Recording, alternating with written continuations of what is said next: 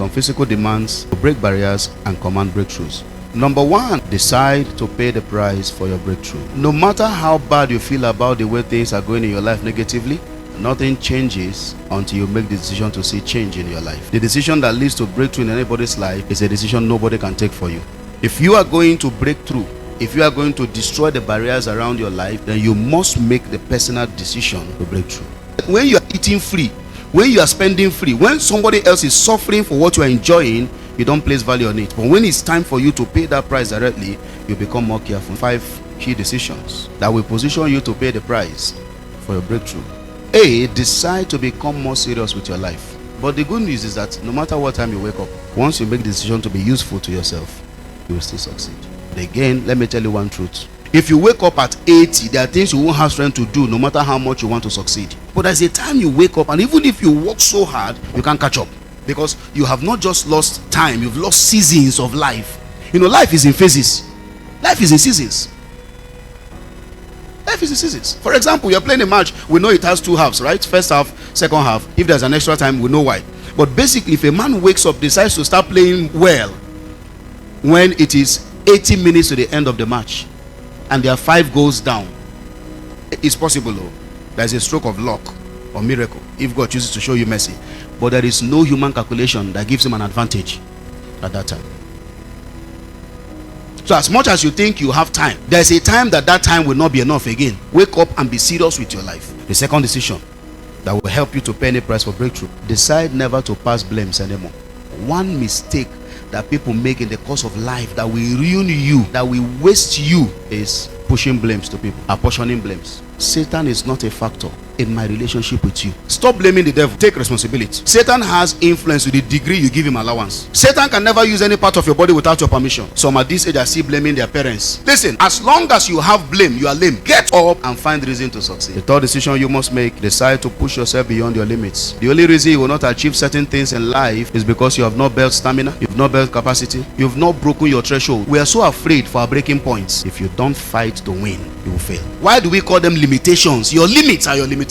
See, there is nothing you cannot accomplish. It's just that you have not set yourself to accomplish it. The next decision you must make: decide to make any investment required. Your life will be the summary. Your life will reflect all the investments you have made in it. Invest wisely. Invest wisely in your life, because at the end of the day, God will give you 24 hours. Give me 24 hours. Is what you do with 24 hours in your life that determines what will happen next tomorrow. Prayer can dismantle the structures of poverty, but it takes knowledge to ascend the throne of prosperity. Some of you, the investment you have to make is to go and learn, go and do training, go and acquire a skill. Whatever investment it will cost, there's a place you will reach in the journey of life. You can't go any further if you don't improve your knowledge capacity you have. In the journey of life, what determines how far you will go is how much you know. Price of success is cheaper than the price of failure. The last decision: decide not to stop again until you break through. If you have started, it's a he that put his hand to the plow and looking back is not faith. The major problem with many of us is the problem of inconsistency. It's a continue in this things and you will prosper. Make up your mind that whatever it is I know to do that will lead to success, I will keep doing it until I break through. When will you become a man? When will you sit up and take your life serious? Number 2 of the physical demands to break barriers and command breakthroughs: sit down to learn until you get understanding. Learning without understanding will not stop you from failing. If you are going to succeed, it's not in what you learn, but in what you understand. Why do they fail exams? They learn so much but understood nothing. Writing notes is not proof that you understand it. It is what manifests out of your life that proves that you understand it.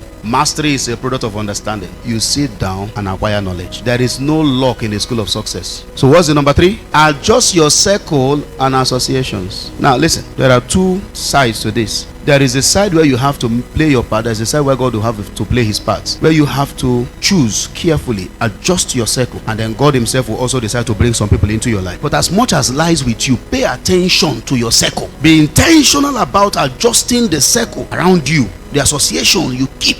Be intentional about it. Don't joke with it. Adjust your circle. Don't surround yourself with everything and everyone. Adjust it. Listen, sir. Adjust it continuously. 20 friends don't play together for 20 years. It is foolishness to think you can carry everybody all through your life. You go with people who are going where you are going. Disconnect from lawless and reckless people. Anybody you see who is lawless, no matter what you say, they will do their own. Disconnect from them. Those who are reckless, they have no regard for anybody. They have no respect for laws, for principles. Avoid people. Get away from their lives. Lawbreakers, avoid them. B, avoid the circle of low thinkers. Their priorities are not your priorities. Somebody thinks that having an expensive phone is what shows you are a successful person.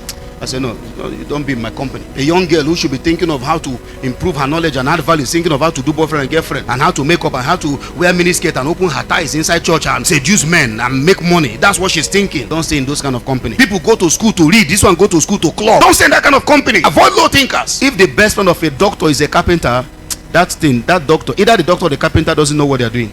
Because your best friend should be around what you are doing. See, go where you learn new things always. Don't go where you go to waste time.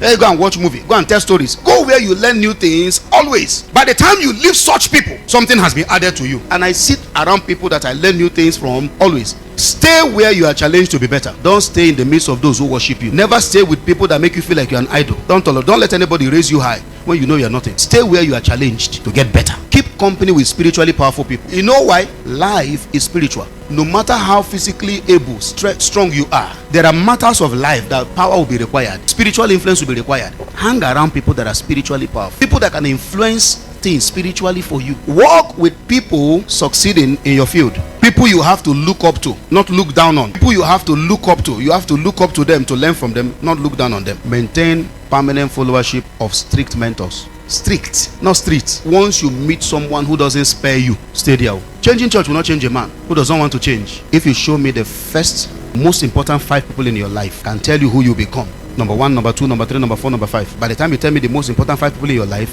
without being a prophet, I'll tell you how successful you become in life.